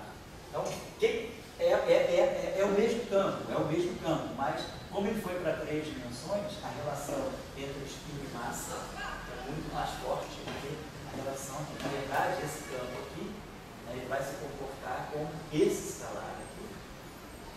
Perde caráter tensorial completamente, mas no final das equações, com o Schelke, se for olhar as equações de campo, ele não tem grau de liberdade. Então é só para a gente sentir que mudou a dimensão, aquele mesmo campo ele pode apresentar um comportamento muito diferente. É isso que eu estou querendo chamar a atenção de vocês. Mas ele pode ser escrito como um epsilon vezes a derivada de um escalar. Esse cara ele só tem um grau de liberdade. Ele só tem um grau. Você diz ele em 3 dimensões, né? Em mais 2, você diz? Não. Ah, em 4. Você está dizendo esse aqui, né? Isso. Isso deve ser igual a um fator isso. E botar isso aqui, e aqui posso botar um vetor em princípio. Só que aí a gente acaba mostrando que esse vetor aqui é o gradiente de um escalar. Exato. Então não vai dar para você escrever. Não, se você colocar sem massa, não vai dar espinho, certamente. Se você usar isso aqui. Isso aqui implica nessa equação de campo. E essa equação de campo retorna a isso aqui. Agora, se você coloca massa,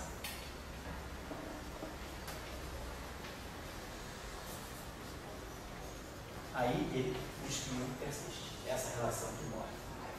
Então, sem massa é uma coisa, com massa é outra. Agora, se você vai para 3, vamos esquecer a massa, vai para 3 dimensões. Lá em 3 dimensões, nem isso aqui acontece. Lá em 3 dimensões, isso aqui, né, o G mini K, na verdade, ele vai, como isso aqui já é um tensor, eu não tenho espaço para nada, eu posso colocar aqui. Se eu colocar, na verdade, o G mini K é um escalar, não é esse escalar aqui, a divergência desse meio. Então, a equação de Maxwell, na verdade, vai ser esse escalar aqui. É como se fosse um campo auxiliar, ele não tem grau de liberdade, a equação de movimento para ele é φ igual a zero. Se φ igual a zero, isso aqui é igual a zero.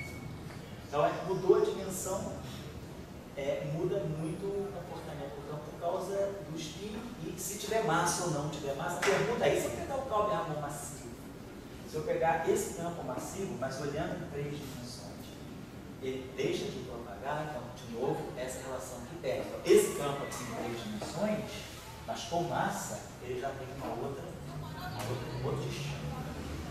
Quando a gente quantiza esse cara, uma coisa muito interessante.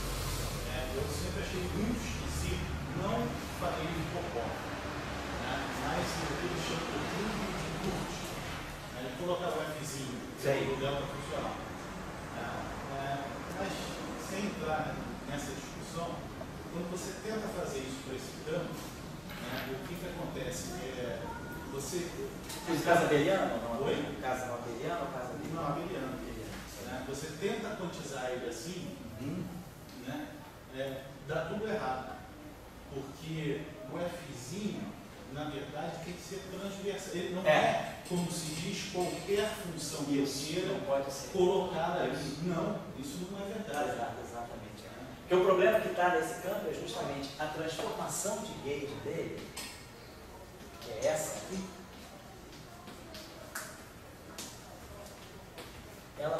a própria transformação já tem uma simetria de gauge. Esse parâmetro aqui, ele pode ir num sítio I mais DI alfa e a transformação no muda. Então, existe mais uma simetria de gauge escondida que já está na própria transformação de gauge. É por isso que você então tem um problema de dupla transformação. Porque tem a transformação do campo, mas se você alterar esse parâmetro com gradiente, essa própria transformação também não muda. A própria transformação de gauge é invariante sobre essa transformação. Então existe uma simetria de gauge por campo, mas existe uma simetria de gauge por parâmetro. Essa nova simetria, ela vai refletir no seu Fzinho. Isso. Você vai, na verdade, ter ghost Isso. de ghost. Ghost de Você ghost. vai ter ghost de Nielsen. Vai ter uma segunda geração. Ghost do Faderico Popov para esse cara. Você vai ter duas gerações de ghost. monstruosa. É isso que constitui, que é o problema. Mas se você coloca, né, usando esse mesmo um campo também, porque o que acontece? Derivando o seu Bni, né, e chamando ele de Fzinho Mi, Sei. né, até aí tudo bem. Mas se você derivar uma segunda vez, você vai ficar com uma coisa simétrica, vezes com uma coisa dissimétrica, e vai dar zero. Então a derivada do seu Fzinho tem que ser zero, ele tem que ser transversal. Isso. Né? Eu já vi uma justificativa dizendo que então você coloca na integral um projetor transversal entre os Fzinhos, A mão, né? a mão para tudo dar certo. Né? E aí surge ghost de ghost. Sobre uma outra geração. Mas uma coisa que eu não consegui entender foi o seguinte: tudo bem, o ghost é um simétrico, não obedece à estatística de spin, mas ele tira grau de liberdade. Por que isso? Quer dizer, ele tira grau de liberdade no sentido de que ele tira grau de liberdade espúrio. Diz o ghost, né? Se eu pegar a minha Lagrangiana no final, né, vou contar os graus de liberdade que eu tenho. Isso. Eu tenho que sair, mesmo se eu fizer o eletromagnetismo e for até o ghost. Isso. Né? Isso. O ghost vai sair detornando os graus de liberdade espúrios. Mas por que? Eu não consegui entender o. Vamos dizer, talvez seja pelo seguinte: se você pega o campo de Maxwell, esse F2 está propagando a parte transversa. Quando você vai fazer a quantização, você precisa introduzir o gauge fixo. Então, o que você vai estar fazendo? Você vai estar dando.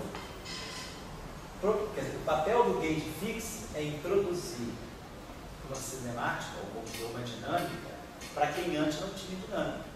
Esse campo aqui, ele é, na verdade, isso aqui é d'Alembertiano a. Isso aqui, na verdade, eu posso escrever desse modo: d'Alembertiano a transverso. Na verdade, tá certo, d'Alembertiano, da equação de campo. Nós vamos usar isso aqui. Vamos você quer me dar a mi d'Alembertiano, vou botar assim, θ, mi, a mi. Isso aqui é isso aqui, exatamente. Mas esse projetor aqui me dá isso aqui no final do dia. D'Alembertiano di, d'Alembertiano a transverso. Então, o Lagrangiano de Maxwell só está dando propagação para o spin 1, o spin 0 está fora. Para você fixar o gauge, o que você faz num gauge fixo? O gauge fixo é justamente você dar dinâmica para todo mundo que a simetria de gauge exclui. Então, por exemplo, se você tem um campo que tem mais spins, no caso do gráfico, tem spin 0 e 1 spin 2. O Lagrangiano de Pauli Fields, se você pegar esse Lagrangiano de Einstein na versão linearizada, vai dar o Lagrangiano de Pauli Fields, né, que é o H, mi, D'Alembertiano, H, mi, assim vai, né? Mais o termo do traço, né? H, D'Alembertiano, vai, mais dois outros termos. No fundo, o Lagrangiano de Pauli Fields, que seria o Maxwell, seria o F mi ao quadrado do spin 2, ele está dando propagação só para esse. Esse cara está fora e esse cara está fora. Quando eu tiver. Aí, isso aqui é um problema singular, tal da simetria de gauge. Quando eu for introduzir o gauge fixo, a gente normalmente usa aquele chamado gauge de De Donder, né? A gente tem uma fórmula para ele. O gauge de De Donder, ele vai dar propagação para esse cara e para esse cara. Então, o papel do gauge fixo é você gerar dinâmica para quem a simetria de gauge não está dinâmica, para quem a simetria exclui. Então, o gauge fixo, ele traz para o teu formalismo, como campo dinâmico, quem antes não tinha nada, a teoria de gauge simplesmente, a simetria de gauge filtra para eles. Então eles entram dando ghost. Então quando você introduz o campo de Faddeev-Popov, você introduz ele com a estatística oposta, quer dizer, que são campos escalares anticomutantes, então, o papel deles vai ser gerar vamos dizer assim, um antídoto para esses ghosts que o gate fix introduziu. Você vê que você tira o lagrangiano de Faddeev-Popov da própria física. O lagrangiano de Faddeev-Popov é fixado como C', né, derivada em relação ao parâmetro de gate do funcional de gate fix. Isso aqui é o que te dá o núcleo de propagação do Faddeev-Popov. Isso aqui, no caso, Corandiano e Mills, isso aqui é DI. Então, isso aqui te dá o próprio campo. Então, e se for abeliano, claro, se for abeliano, a gente estiver trabalhando no gate de Lorentz, você precisa acopla. Mas o papel do gate fix é justamente, quer dizer, o papel do campo de Ghost, ele vem do próprio lagrangiano do gate fix, mas ele vem com a estatística oposta, justamente para mostrar os ghosts que esse cara trouxe. Quer dizer, quando você fixa o gate, você está dando dinâmica para o setor errado da teoria.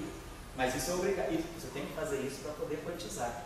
Então a quantização te obriga a ter que conviver com os ghosts que o próprio campo traz. E aí o Faddeev-Popov ele entra para tirar o efeito desses campos. Então você consegue, na verdade, quantizar só o que você quer. Você introduz o ruim, mas o Faddeev-Popov mata o ruim. Então no final do dia quem sobra é o bom.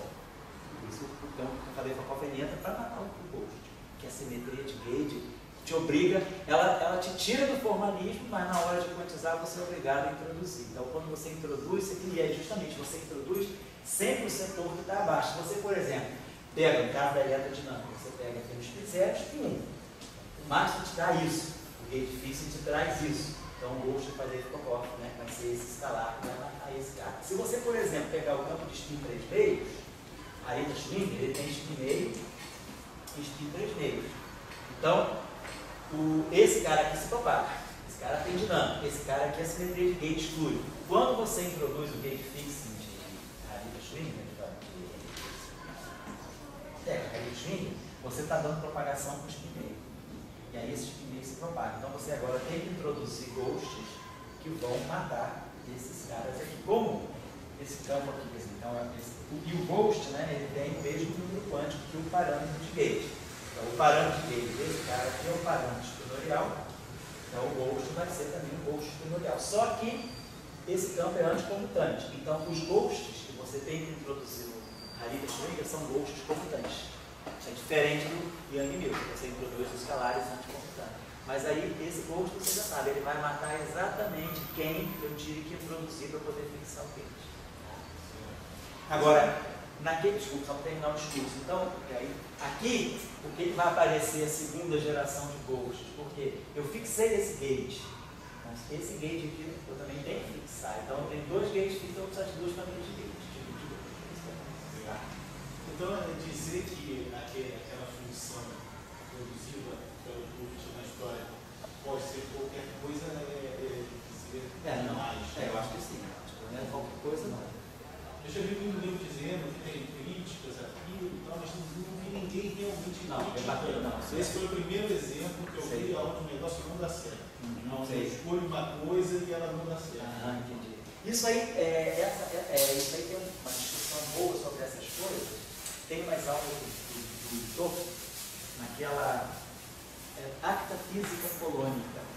São as aulas que ele deu numa escola tradicional que tem na Polônia, tipo o nosso corpo de partículas e campos, né, de Caxambu. Lá na Polônia eles têm esse encontro numa cidade chamada Zakopane, é o encontro de inverno que tem lá. E tem umas aulas do Toff que ficaram clássicas, é uma acta física polônica do final da década de 70. Se vocês entrarem no Spire do Toff, vocês vão achar.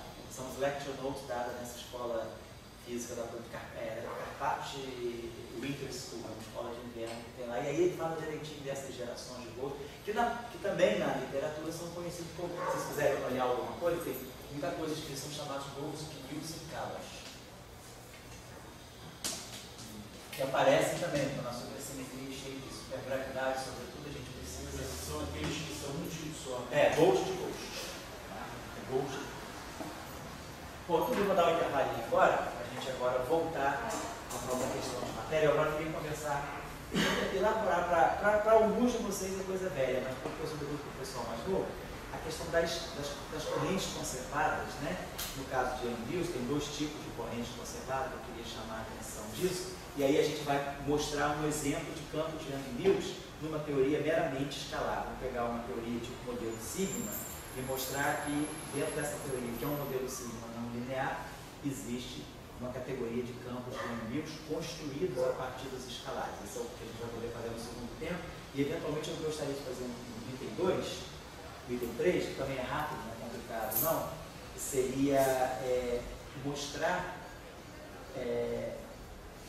por que o setor de bósons vetoriais massivos, né, quando o bóson vetorial tem a massa pelo mecanismo de Higgs, na verdade a gente tira informação sobre o setor longitudinal a partir de um modelo Sigma não linear. Que aí eu acho que isso aí fecha mais ou menos o Young Mills para o spin 1. E aí a gente vai na próxima vez, a gente vai começar, de repente vou fazer o spin 2 primeiro, porque é bosônico, está mais próximo da gente, eu deixo o campo de Hariri-Schwinger para a terceira rodada, porque o campo de Hariri-Schwinger vai pedir um pouquinho mais de, assim, alguns detalhes a mais sobre os spinores. E aí eu vou deixar para não ficar concluído. Então a gente vai do spin 1, a gente pula para o spin 2, a gente vai mostrar como fazendo o mecanismo, o método de Navier, a gente gera a gravitação, no sentido de Einstein, né, no sentido não linear, a partir da auto-interação dos spinores. Certo? Vamos fazer isso na próxima aula. Agora hoje a gente vai terminar um pouquinho, vamos tentar discutir um pouquinmo mais a presença de campos de Young Mills em outros sistemas. Não intervalinho, são 6 horas, né? 6 horas. Vamos dar até 6 e 15, 20 minutos de intervalo, depois de dar uma descansada.